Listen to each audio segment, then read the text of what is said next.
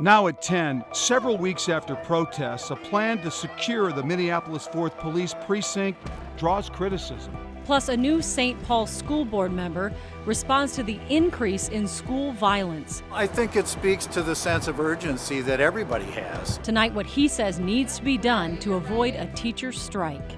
And a Stillwater woman gets a new home for the holidays. Thanks for joining us. A proposal to add funding for Minneapolis police sparked quite the debate at tonight's City Council meeting. Within the past 30 minutes, the City Council approved $105,000 in spending to speed up crisis training for officers. They are also considering $605,000 to improve safety and accessibility at the same precinct where Jamar Clark protesters and police engaged in a sometimes violent standoff for more than 2 weeks. Lou Raguse is live in Minneapolis with our top story. Lou? It's that money that's allocated to the 4th Precinct that has a lot of people riled up. It was just added today as an amendment to the 2016 budget, and it made for a very lively public hearing tonight.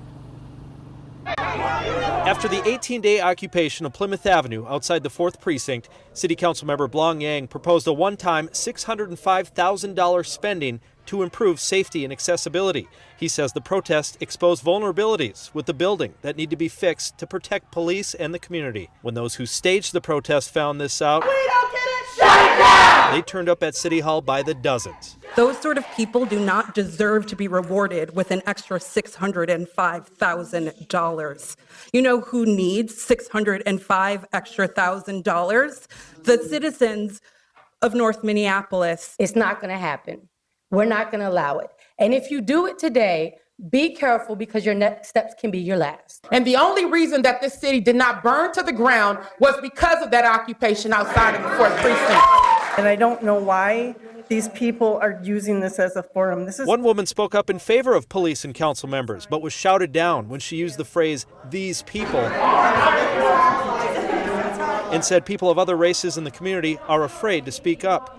Others exclaimed that the police precinct isn't needed in North Minneapolis. We call for the city to turn the police station not into a fort, but into a community center for the people of North Minneapolis.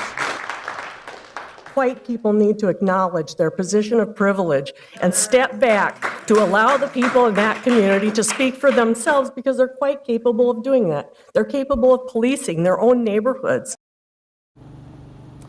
And the public testimony has ended. The council is in the process of voting right now. They voted on that first amendment to give money to speed up police training for instances where they deal with bias. That passed. They've allocated money to that.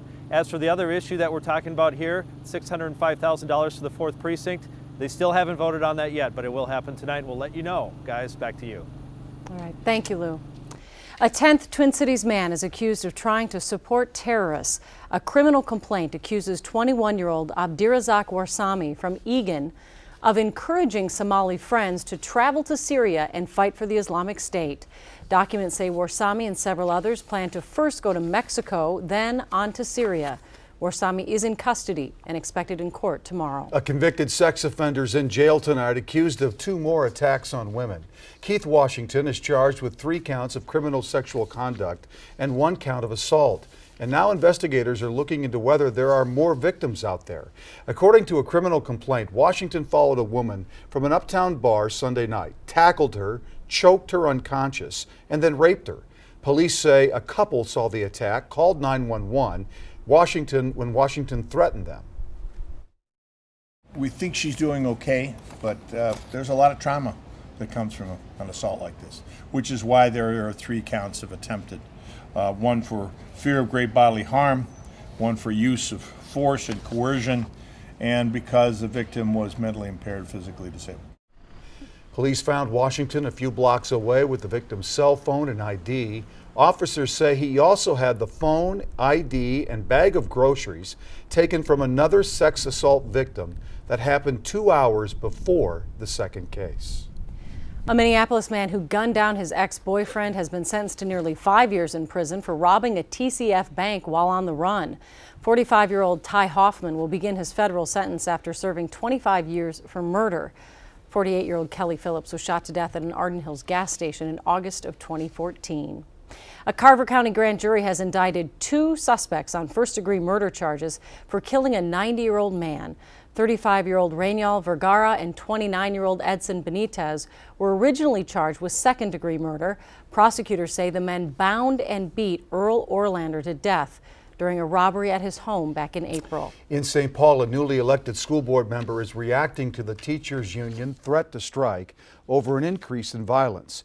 Teachers want more money and staffing to improve school environments, but it's something district officials admit they don't have. Jay Olstead has the story. This is the topic of the day, and with some calling the violence in St. Paul Public Schools a crisis situation. It's a big challenge. Newly elected school board member John Schumacher and the rest of the board has a lot of work ahead of them. I think it speaks to the sense of urgency that everybody has. Urgency after a Central High School teacher suffered a traumatic brain injury recently when trying to break up a fight. We can't afford to talk about it anymore because we need safe schools, and everybody agrees on that. The St. Paul Federation of Teachers filed for mediation in current contract talks, threatening to strike if they don't get more support, namely more qualified staff members that can help with student behavior. Together, all of their proposals will cost millions of dollars that we don't have. The superintendent says those proposals, as well as salary increases, are unsustainable and that the issue of violence can only be solved with the community's help. We have to be vigilant. I mean, seriously, this is not a school issue. This is a community issue too. There really needs to be action. And while Schumacher agrees, he feels conditions within the schools aren't helping. We really need to look at our budget and start in the classrooms and understand how we can address those issues and make sure we have enough people. Yeah, and that's something he says he and the rest of the new board members plan to address as soon as they're sworn in next month. But in the meantime, contract negotiations continue with the threat teachers may walk out. Guys. All right, thank you, Jay. Tonight, the local chapter of the Council of Islamic American Relations is calling on authorities to investigate a Grand Forks arson as a hate crime. Police say surveillance video shows someone breaking into a Somali-owned coffee shop before they set fire to the business. A Nazi symbol with the words "Go Home" was also spray painted on the front window. A Twin Cities man is speaking out about what he calls a discriminatory experience while in the stands at his first Vikings game. Deepender Mac Mayel says a man demanded to know if he was a refugee. He was so upset he wrote an op-ed in the Star Tribune about his ruined experience. Tonight he sat down with Jana Shortle to share some of what he wrote and to explain why he felt the need to write it.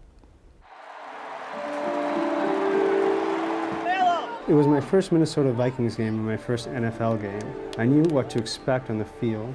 I was excited. What I didn't expect was for a man to push aside other people and point his finger in my face, demanding to know if I was a refugee. There was anger in his face and vehemence in his accusation. I was stunned. He didn't know anything about me. We were complete strangers. But somewhere in his mind, all he saw was a terrorist, based on nothing more than the color of my skin. Why did you write that? I needed to express what happened, because I knew what had happened was wrong. In that moment, I was terrified, but what scared me the most was the silence surrounding me. As I looked around, I didn't know who was an ally or an enemy. In those hushed whispers, I felt like I was alone. I was just shocked that nobody had said anything. It was within earshot of a lot of people. The security staff talked with him privately. I don't know what was said. He was not removed. My game day experience was ruined. You were scared when it happened, right? Yes. Were you scared when this went in the paper? Yes. Yeah. When that man said that to me, he felt confident. He felt like he was in an environment where it's okay to act like that or to say something like that to somebody. We cannot have an environment where it's safe to say something like that or it's condoned to say something like that. So if anything, I would hope to change the tenor that, people are not emboldened to make statements like that or to single people out.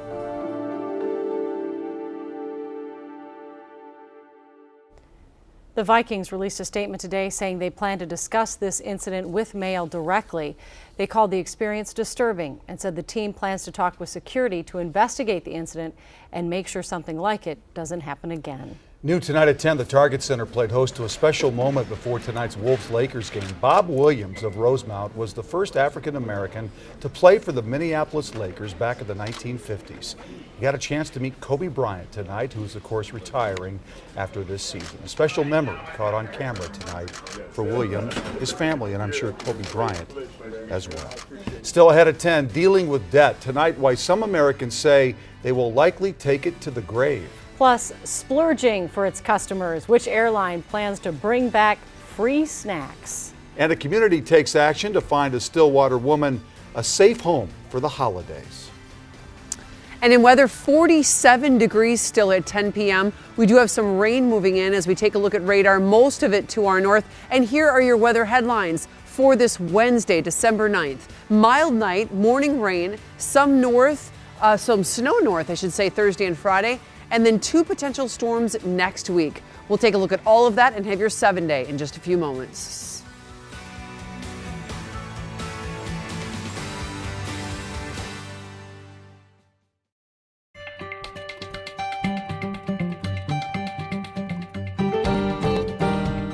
Spirit Airlines ranks first of the worst when it comes to customer service. Subscribers of Travel and Leisure magazine were asked which airlines were the worst in customer service, and Spirit received the lowest marks. EasyJet, Allegiant, American Eagle, and Frontier round out the top 5. United Airlines is stepping up customer service, once again offering free snacks. They'll be available starting in February on all the airline's flights in North America that don't already have a complimentary meal. Big news. Big news. More Americans are refinancing their mortgages ahead of a prospective interest rate hike.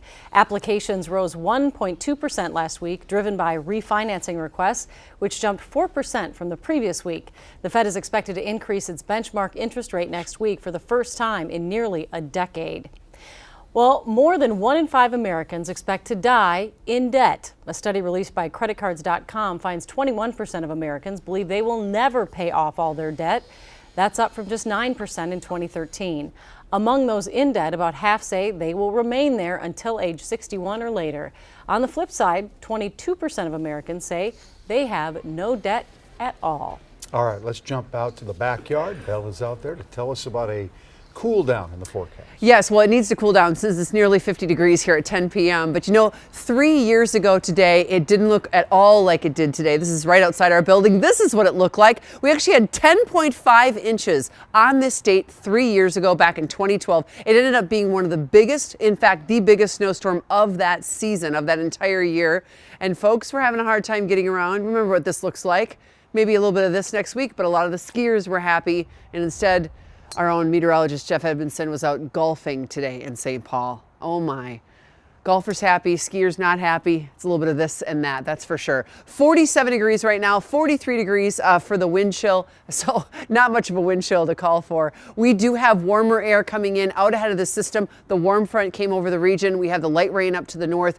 The bulk of this precipitation will stay north. It'll start as rain. It'll eventually be snow late tomorrow. And you can see this low pressure center right here, just moving out of Calgary. So this low moves across North Dakota. We'll get some rain tomorrow morning early.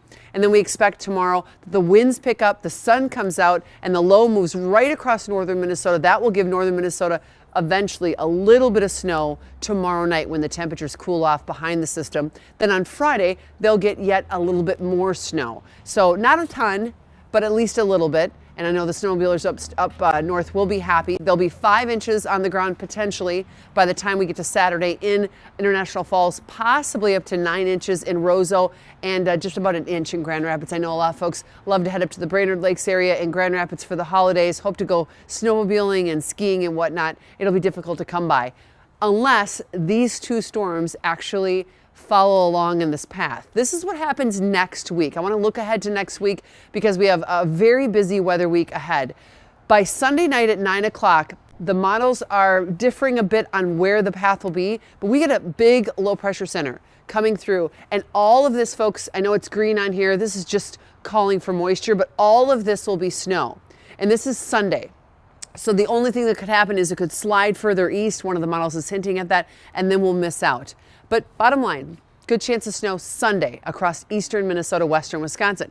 Then look what happens next Wednesday. The next system moves in a week from today. I know it's a week out, but there it is, another storm. All of this would be snow as well. So possibly a very busy week ahead with a few storms on track for next week. Tonight, though, we will barely drop down to 40 for the bus stop for tomorrow morning. We'll have rain tomorrow morning for the morning drive, and then afternoon sun and windy conditions. Wow, the winds really pick up tomorrow. You'll notice this, west 12 to 25 miles an hour. Here's your 7-day. 46 tomorrow, and then 42 on Friday. That'll be our last day in the 40s for a while. As you can see, Saturday will be barely at 40. We have a light rain mix on Friday morning, and then cloudy Saturday, and then this is that potential on Sunday. It starts up Saturday night with a little bit of rain, then turns over to snow, and then there's the next chance of snow Tuesday night late through Wednesday. Well, speaking of snow and a white Christmas and toys, we've got Mr. Perkins out here with a lot of colorful folks here dressed up for the occasion. Hype? I like these groups here tonight. Yeah, I'm not that we don't like any groups, but I mean, like, they're particularly, you know, awesome, I'm thinking. Yes, festive, as it were. This is Marine Corporal Arellano. Am I pronouncing that right? Ariano, sir. Ariano. All right. Well, welcome. How are you? I'm doing pretty good. And yourself? Outstanding. Outstanding. Tell us how things are going out at the tent today. Well, things are actually going pretty good. A little slow today, so we're hoping for a little bit more donations before the end of the day. This was your first time on camera? Yes, actually, this is my first time on camera. You knocked it out of the park, man. Oh, why, thank you. I try to practice here and there. Yeah, there you go. Good job, Corporal. All right, we want to thank the fine folks at Wells Fargo Business Payroll Services. Over 500 toys, it looks like. Tell me all about this, Jenny Carpenter. And by the way, nice looking get out. Thank you. Yeah. We started our collection on Thanksgiving, and it ended today, and we topped out at over 500. It was pretty easy to obtain. Isn't that cool? Next year, a bigger goal. That's outstanding. Well, on Donner, on Blitzen, on, I don't know, where's Rudolph? No, I'm just kidding. Don Fitch is with Dairy Queen in Circle Pines, or where are you at? We're in the locations of Circle Pines and New Brighton. Okay. We've been doing this for 3 years, and so far today we've collected about 250 toys, a little over $200 in cash. We hope to triple that by the 18th of December. To help that out, for every person who donates, we give a certificate for a free blizzard. Oh, so just at your place? Just at our 2 locations. Well, worth driving out to Circle Pines or New Brighton, for crying out loud. Don't mind if I do. Just kidding. This is Polka Dot Powerhouse. I want to know all about this. Heather and Artie, tell me really quickly. We are a networking group for women, and we are in a national group. We're representing St. Paul today, and our chapter has about 40 women, and we met today, and we gathered about 50 toys. That's tremendous. Yeah, for our first time, yes. Yeah. Oh, good for you ladies. Thanks so much for being here. Polka Dot Powerhouse. That's Check it out. right. Website? polkadotpowerhouse.com. There you go. All right. Well, hey, sports is next. Kobe Bryant is in town, thanks much. And he plays and plays well. This one goes to overtime. We'll tell you all about it coming up in sports.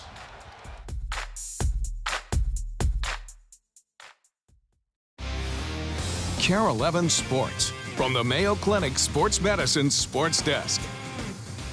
Well, the focus of tonight's game is the veteran retiring after 20 years. It's the rookies who play such a vital role in the way this one unfolds. Overtime at Target Center, Wolves-Lakers in his final NBA game in Minnesota. Kobe Bryant meeting up with old friends as the farewell tour throughout the league rolls on. Lakers 3-18 coming into this game.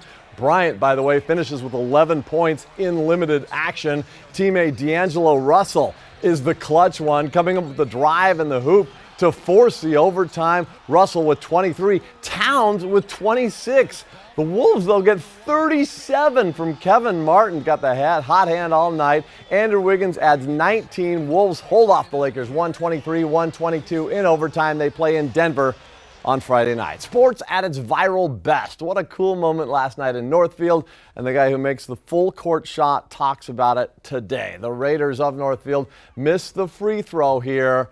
And that gives Austin's Oman without hesitation a chance to launch the ball the length of the court. Of course it goes in, to the crowd's astonishment.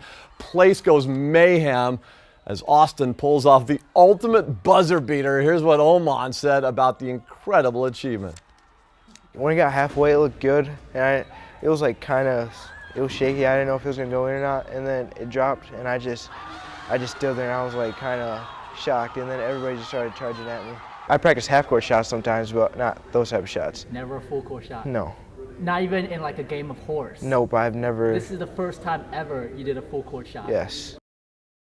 Awesome. This next one mixes high school with college. A Brainerd teen overcoming cancer with a great opportunity to hang with her heroes. Here's Ryan Shaver.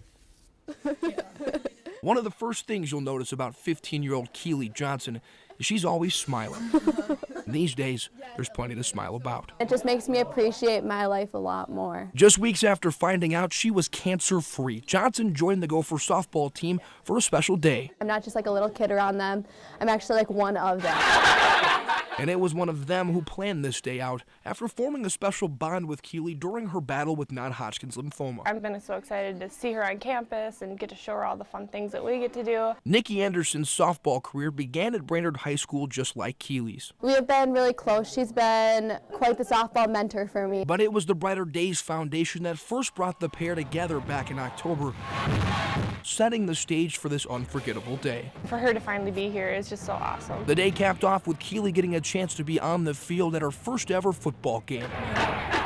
What more could a lifelong Gopher fan ask for? A win, hopefully. And sure enough, the Gophers give Keely one more reason to smile. In Minneapolis, Ryan Shaver, KARE 11 Sports.